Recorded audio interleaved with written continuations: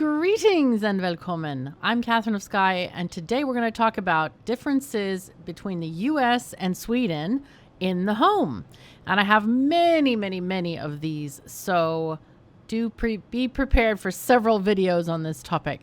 One thing that might surprise a lot of people is that in Scandinavia, we generally have 2 duvets for the bed. And if you're not familiar with that word, they're like bed covers or like comforters, like the fluffy blanket you have on top. Well, let's talk about that as a difference as well. So duvets are very convenient because you have this inner fluffy part. And then if you want to change for the seasons, you want to change the look, then you add a duvet cover.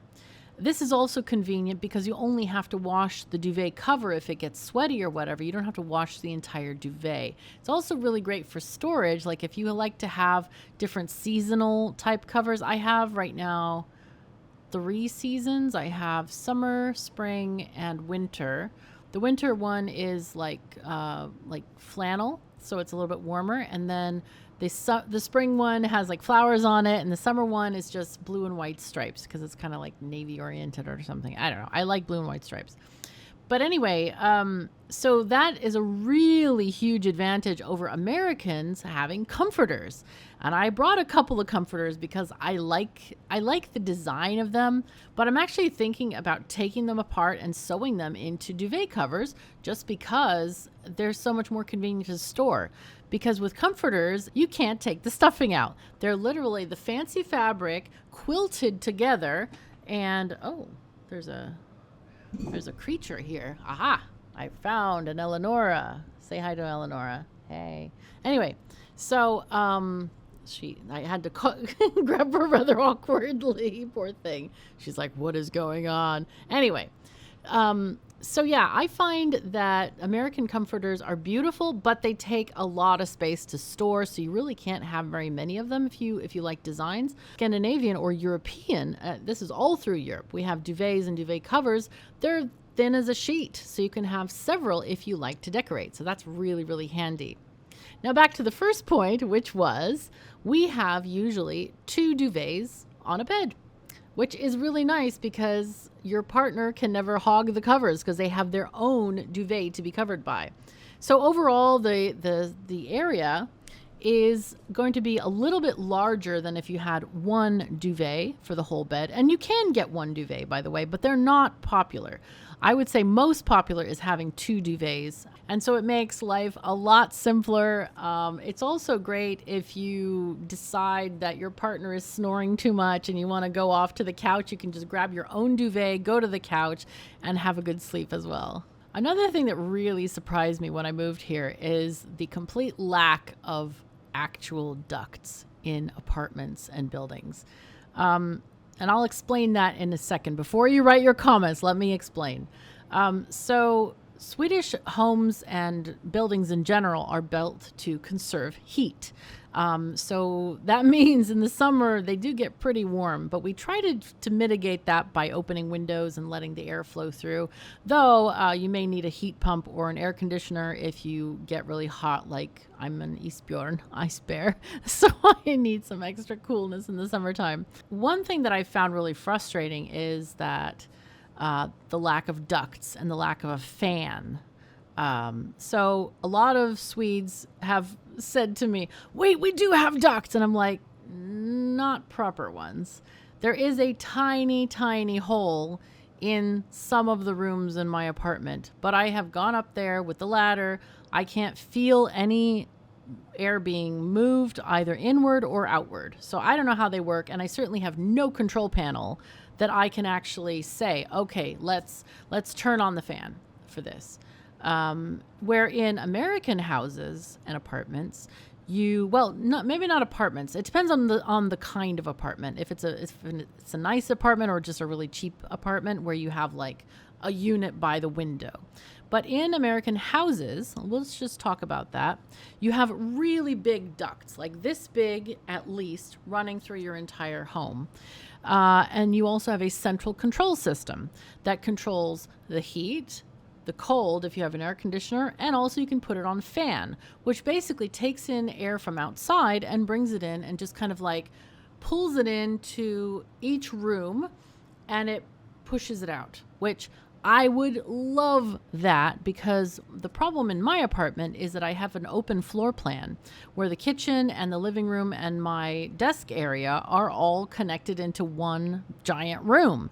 And what this means is that even when I open the windows, the air doesn't really move. There's this just like giant glob of air in the middle of the living room that doesn't move anywhere. It takes a lot of like wind from outside to be able to actually move that air. And believe me, I've tried fans, I've tried all kinds of stuff, and it just won't move. So if I had a duct, however, in the center of the room, it would push the air out and to the sides and out the windows, which is really what I'd love to have, because in Sweden, typically our nights are much cooler than the daytimes, and so we really like to open our windows in the nighttime and just get that fresh air that is nice and cool. And in the morning time, we close the windows and just keep them closed all day whenever the hot air is out there, and then, repeat the process when it comes to nighttime again. But like I said, I have a really hard time moving that air, so I really wish we had proper ducts here. I'm thinking about making one, just like running a duct from the window, get an air pusher of some kind, and like have it like arrive right in the middle of the living room, So yeah, that's my current dilemma. I also considered getting a ceiling fan, but I really like the light fixture that I have, and I really need a lot of light in the living room because of how big the room is. So I'll try to figure out a solution, but yeah, I really wish we had ducts here, proper ones. And speaking of windows, I would say that most Americans never open their windows. It's just not convenient enough.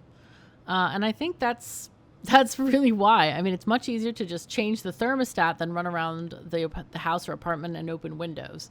One of the reasons why that might be is American windows are pretty stupidly designed. I gotta say it. We're just gonna be really honest here and say they are a totally stupid design.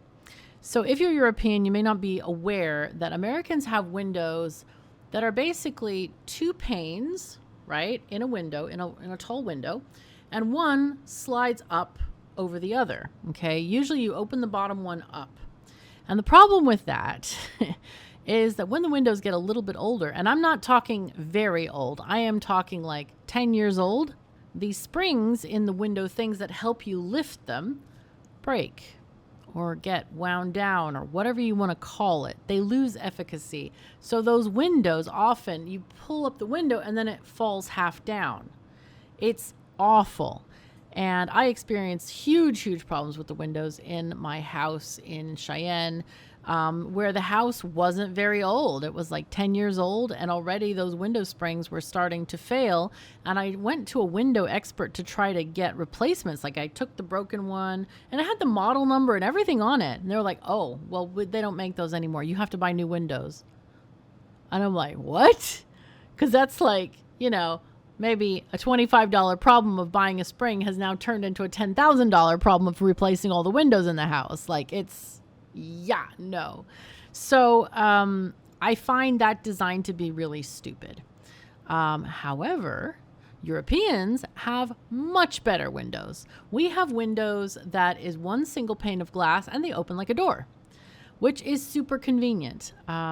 Except if you live in my building, because most of the windows that I have seen, the handle kind of is like it's a bar handle, and you can turn it different ways. Usually, I think when the window is closed, the bar is downwards. And then you can open it by pulling it fully straight, 90 degrees to the floor, or no, parallel with the floor, 90 degrees to where it was. And you open the window a certain distance, and then when you close halfway or 45 degrees, it stops. So that's great for cats because they can't get out. They can't pull the window open. It basically is like a braking system for the window or a lock for the window, which is super nice. However, in my building, they don't do that. They have this other really stupid method of joining one window to another, and it's like, oh God, why? And then the windows that I do have that don't have the second pane, they don't have that braking system on the windows. So I'm forced to kind of make cat screens for my windows instead of just being able to open them a certain distance.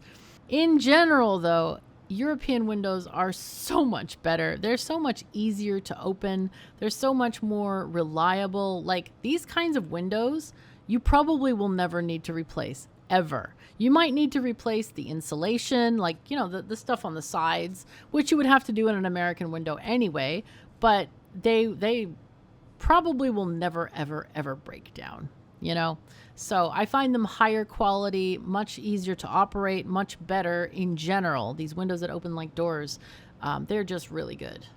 And another problem with American windows is that the glass panes are so heavy, especially like I had a huge kitchen window and it was double glazed, meaning there are 2 panes in the frame for each section. And they are so incredibly heavy. And I'll tell you a really bad story is, guess what happens when the springs in the upper window break down?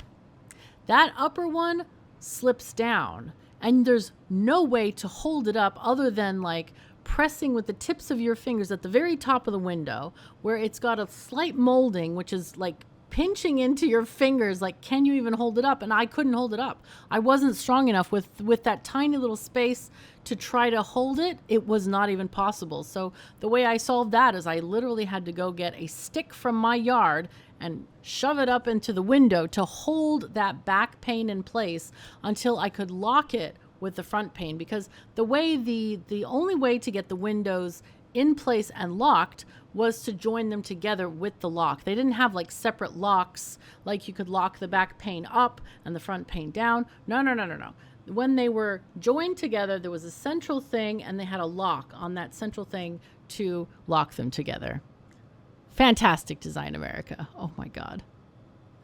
So thank you so very much for joining me. I really appreciate you being here. And if you would like to help support work on my channel, do check out that Patreon in the link in the description below. If you want to chat about any of the things, do write me a comment or come to my Discord channel and we can just talk about whatever you like. If you have any ideas for videos or want me to try certain things, just let me know by dropping a comment there or sending me an email. Either is fine. So take care of yourselves and each other, and I'll see you next time.